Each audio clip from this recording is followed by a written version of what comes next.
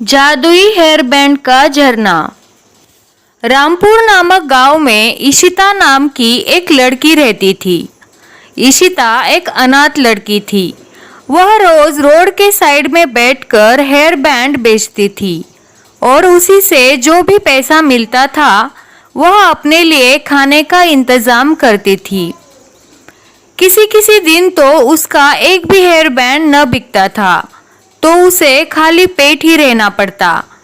ऐसे ही एक दिन इशिता रोज की तरह हेयर बैंड बेच रही थी। 2 दिन से उसने कुछ भी नहीं खाया था। 2 दिन से एक भी हेयर बैंड नहीं बेचा था। लगता है आज भी मुझे भूखा ही सोना पड़ेगा।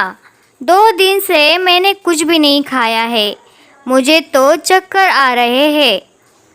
तभी इशिता देखती है एक कुत्ता पाव खा के आधा पाव छोड़ देता है। इशिता वह पाव उठा लेती है और उसे साफ करके खा लेती है।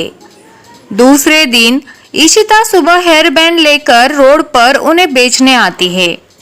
सुबह से दोपहर हो जाती है पर आज भी एक भी हेयर बैंड नहीं बिकता।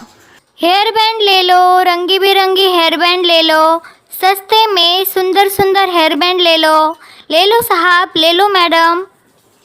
तभी वहां से एक औरत अपने बेटी के साथ जा रही थी।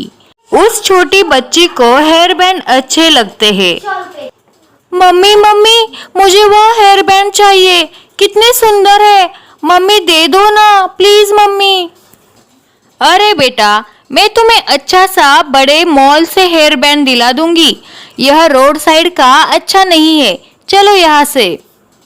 नहीं मम्मी मुझे यही चाहिए, दे दो ना मम्मी। वह औरत अपनी बेटी को लेकर इशिता के पास आती है।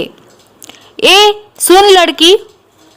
आइए मैडम, कौन सा हेयर बैंड चाहिए? अच्छे अच्छे हेयर बैंड है, बहुत ही कम दाम में है मैडम। बताइए कौन सा दे दूँ? अरे हाँ हाँ देखने तो दो। बता ये पिंक वाला कितने का है? मैडम यह सिर्फ 50 रुपए का है। क्या 50 रुपए का? मैं पागल नहीं हूँ जो रोड साइड से 50 में हेयर बैंड ले लूँ। मैं तो कभी भी ऐसे रोड से सामान नहीं खरीदती।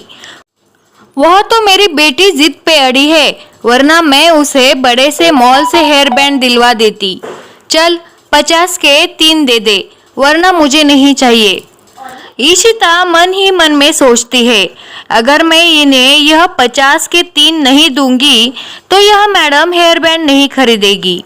मैंने तो 2 दिन से कुछ नहीं खाया है, मैं 50 के 3 दे देती हूँ। कुछ नहीं मिलने से अच्छा है कि मैं 50 रुपए ले लूँ, वरना मुझे आज भी खाली पेट सोना पड़ेगा।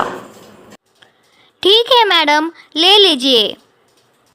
उसके बाद इशिता 50 रुपए के अपने लिए 2 वड़ा पाव खरीद लेती है। आज तो मैं अच्छे से खाऊंगी। मुझे आज खाली पेट नहीं सोना पड़ेगा। पेट में बहुत चूहे दौड़ रहे हैं, आज उन्हें थोड़ा शांत करती हूँ। यही सोचते हुए इशिता खुशी खुशी से घर जा रही थी। तभी इशिता को रोने की आवाज आती है। इशिता पेड़ के पीछे जाकर देखती है तो उसे वहां एक छोटी लड़की रोते हुए दिखती है। अरे बेटी तुम यहाँ क्यों बैठी हो और रो क्यों रही हो? चुप हो जाओ। दीदी मुझे बहुत भूख लगी है, मैंने 2 दिन से कुछ नहीं खाया। रो मत बेटा, तुम्हारे माता पिता कहाँ है? तुम्हारा घर कहाँ है? तुम यहाँ कैसे पहुँची? बताओ, और तुम्हारा नाम क्या है? दीदी वो मेरी माँ ही मुझे यहाँ छोड़कर गई है, वह वापस मुझे लेने आई ही नहीं। मुझे मेरा नाम भी याद नहीं है। इशिता समझ गई थी कि कोई उसे छोड़ गया है। अब वह भी उसकी तरह एक अनाथ थी। चलो बेटी, मैं हूँ ना, क्या तुम मेरे साथ चलोगी? तुम मुझे दीदी बुलाना और मैं तुम्हें परी बुलाऊंगी। ठीक है ना? चलो अब मेरे घर चलते हैं। इशिता और परी दोनों घर आते हैं। इशिता एक वड़ा पाव परी को देती है। और एक खुद खाती है। दूसरे दिन ईशिता परी को घर पर ही रखती है और वह हेयर बैंड बेचने चली जाती है। परी, तुम घर पर ही रहना, बाहर बहुत धूप है। मैं शाम को घर पर जल्दी आऊँगी, फिर हम दोनों साथ में बैठकर खाना खाएंगे। ठीक है दीदी, तुम शाम को जल्दी आना। ईशिता के जाने के बाद परी घर पर बोर हो जाती है। वह खेलते खेलते पास वाले जंगल में चली जाती है। वहाँ उसे एक झरने में हेयर बैंड बहते हुए दिखाई देते हैं। परी को वह देख के बहुत मज़ा आता है। उसके बाद परी घर लौट आती है। शाम को ईशिता घर आती है। दोनों साथ में खाना खाती है और सो जाती है। ऐसे ही 2-3 दिन बीत जाते हैं। ईशिता के पास अब बहुत ही कम हेयर बैंड बचे थे। ईशिता रोज की तरह हेयर बैंड बेचने चली जाती है। उसके बाद बचे खुचे हेयर बैंड बिक जाते हैं। ईशिता जल्दी घर आती है, लेकिन वह देखती है कि परी घर पर नहीं है। परी रोज की तरह जंगल में घूमने गई थी।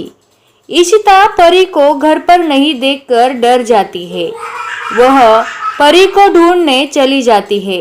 ढूंढते ढूंढते ईशिता जंगल में झरने के पास पहुंच जाती है। तब परी वहां झरने में बह रहे हेयर बैंड देख रही थी। परी, तुम यहाँ क्या कर रही हो? मैं कितनी डर गई थी बेटा, तुम यहाँ क्यों आई? सॉरी सॉरी दीदी, मैंने आपको नहीं बताया। मैं रोज यहाँ आती हूँ और यह झरने में बहते हुए हेयर बैंड को देखती हूँ। मुझे बहुत मजा आता है। ईशिता वह झरने को देखकर चौंक जाती है। वह झरने के पास जाती है, तभी वह झरना बोलने लगता है। अरे कौन हो तुम? यह झरना सिर्फ अच्छे लोगों की ही मदद करता है। झरना, तुम्हें पता है क्या, मेरी दीदी बहुत अच्छी है। मैं भी दीदी को रास्ते में मिली थी। उन्होंने मुझे घर पे लाए, मुझे खाना भी खिलाया और अब हम दोनों साथ ही रहते हैं। अच्छा, तो फिर तुम इसमें से जितने चाहो उतने हेयर बैंड ले सकती हो। यह एक जादुई झरना है। इसमें से हेयर बैंड बहना कभी बंद नहीं होता। उस दिन से ईशिता उस झरने से हेयर बैंड लेकर उन्हें बेचती। ईशिता के ग्राहक बढ़ गए थे। लोगों को उसके हेयर बैंड अच्छे लगने लगे थे। ग्राहक की संख्या भी बढ़ने लगी थी। धीरे धीरे करके ईशिता ने अपना एक हेयर बैंड का छोटा सा शॉप खोला। उसमें वह अलग अलग कलरफुल हेयर बैंड कम दाम में बेचती थी। रोज वह दोनों जादुई झरने से हेयर बैंड लाती और उन्हें शॉप में बेच देती। अब बड़े बड़े मॉल जाने वाले लोग भी हेयर बैंड खरीदने ईशिता के पास आते थे। ऐसे ही दिन बीतते रहे। ईशिता ने और परी ने अपने लिए एक छोटे से घर खरीद लिया और अपने कमाई का छोटा हिस्सा वह दोनों ने अनाथ और गरीब लोगों को दे दिया। इसी तरह से वह दोनों अपनी जिंदगी। तो मेरे प्यारे दोस्तों, कैसे लगी आज की हमारी ये कहानी, ये हमें कमेंट करके ज़रूर बताइए और हमारे चैनल को सब्सक्राइब भी ज़रूर करें।